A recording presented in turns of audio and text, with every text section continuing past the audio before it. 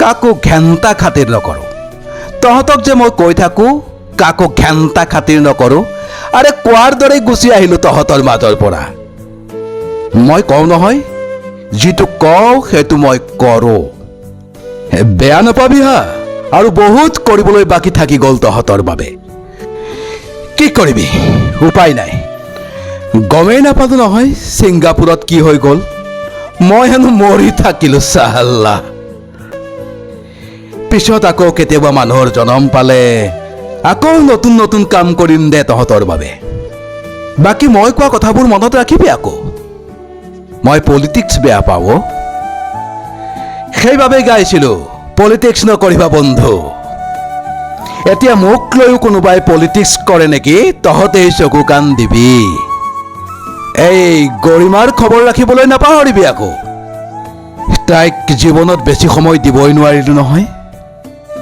আৰে তহঁতেতো সকলো জানই, ঘৰ থাকিও ষ্টুডিঅ'ৰ সোফাত শুই থকা মানুহ মই।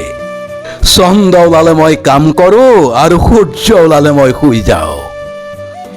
মোৰ হৃদয়খন কিন্তু সদায় তহঁতৰ দৰে সৰু সৰু মানুহৰ লগত। ডাঙৰ ডাঙৰ মানুহৰ ওচৰলৈ মই কামতহে যাওঁ। তহঁতৰ মনত আছে নহয় মই যে কৈছিলোঁ মোৰ কোনো জাতি নাই, মোৰ কোনো ধৰ্ম নাই।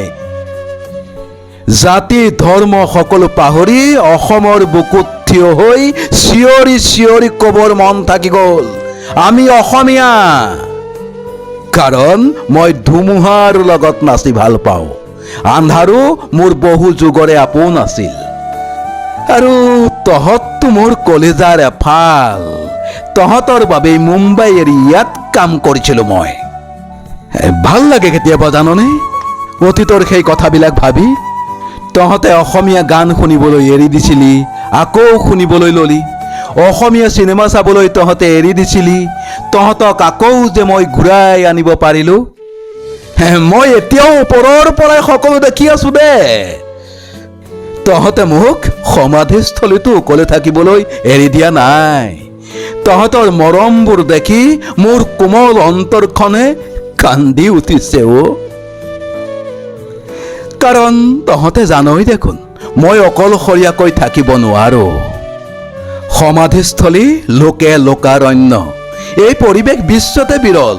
তহঁতে বিশ্ববাসীক প্ৰমাণ কৰি দেখুৱাই দিছ যে মই তহঁতৰ কিমান আপোন। কিন্তু তহঁতৰ বিপদৰ সময়ত, জাতিৰ বিপদৰ সময়ত, জন্মভূমিৰ বিপদৰ সময়ত মাত মাতিবলৈ তহঁতৰ মাজত থাকিব নোৱাৰিলোঁ। মোৰ অবিহনে তহঁতেই মাত মাতিব লাগিব। কাৰণ তহঁত জুবিনৰ দেশৰ নতুন প্ৰজন্ম। জুবিনৰ প্ৰজন্ম।